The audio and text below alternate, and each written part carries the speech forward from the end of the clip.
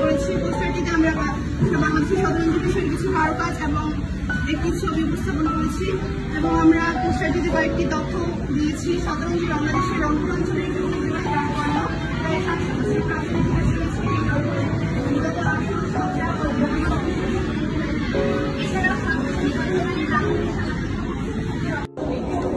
আসসালামু আলাইকুম, আমি মুবাশশিরাত আহমেদ মানিশা, অষ্টম শ্রেণীর শিক্ষার্থী রোল 3।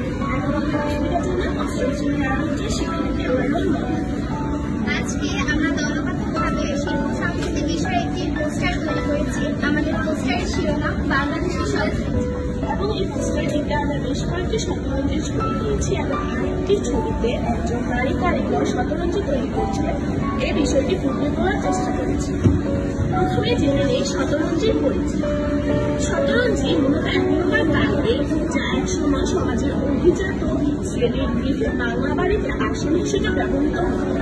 শতরঞ্জি ফার্সি ভাষার শব্দ শতরঞ্জ থেকে এসেছে। এছাড়া শতরঞ্জির উৎপত্তি স্থান যেভাবে ঐতিহ্যকে উপস্থাপন করে এবং বাংলার গৌরবময় শতরঞ্জি এই তিনটি বিষয় সম্পর্কে আমরা কিছু তথ্য আমাদের পোস্টারে উপস্থাপন করেছি।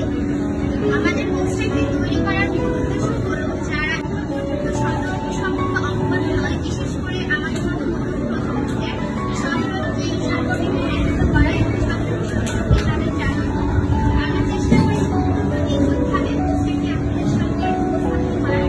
তারপরে যদি কোনো ভুল আপনাদের ধরা পড়ে তার জন্য আমরা আশা করি আমাদের পোস্টারটি আপনাদের ভালো লাগবে। আমি মাইজা দেবেন অষ্টম শ্রেণী মেঘনা শাখার 5 নম্বর দলের পক্ষ থেকে বলছি। আমি দলের দলনেতা।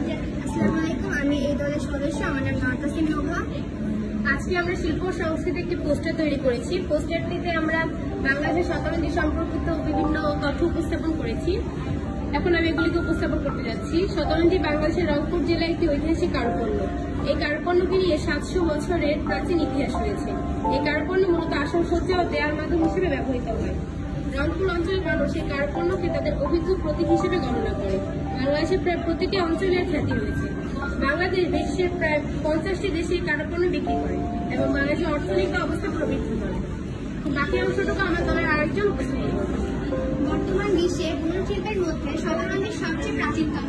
এটি তৈরির প্রধান উপকরণ সুতি। এই পণ্য উৎপাদনে কোনো যন্ত্র লাগে না, কেবলমাত্র বাঁশ এবং রশি দিয়ে মাটির উপর সুতো দিয়ে টানাটানি করে প্রতিটি সুতা গণনা করে হাত দিয়ে নকশা করে কারিগররা এবং হাতে দক্ষতাভাবে ফুটিয়ে দেয় আমাদের সামনে। এই কারুপণ্য রপ্তানি ফলে আমাদের দেশের অর্থনীতি সমৃদ্ধ হয়। তাই আমাদের উচিত এই কারুপণ্যটি সংরক্ষণ করা, কেননা বর্তমান সমাজে আমরা অনেক মানুষ যারা বিদেশি কারুপণ্য ব্যবহার করে আমরা হারিয়ে ফেলছি আমাদের সাংস্কৃতিক ঐতিহ্য।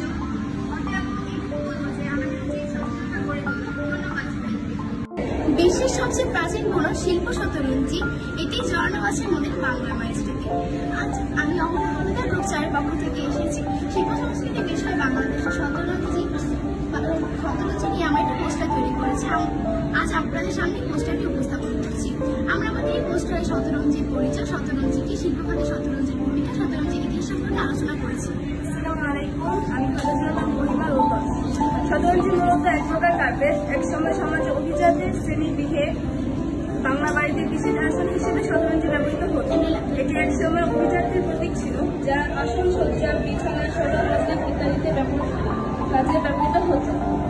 এটি তৈরিতে সুতা, কাঠ, উল ব্যবহার করা হয়। শতরঞ্জি দেখতে অনেকটা কার্পেটের মতো, তবে এর নকশা খুবই জটিল এবং সূক্ষ্ম। 2021 সালে শতরঞ্জিকে বাংলাদেশের ভৌগোলিক শব্দ জিআই হিসেবে স্বীকৃতি দেয়, যা বাংলাদেশের বৈশিষ্ট্যকে আরো সমৃদ্ধ করে। এটি বাংলাদেশের রূপের একটি অতি পরিচিত একটি হস্তশিল্প। শিল্প খাতে শতরঞ্জি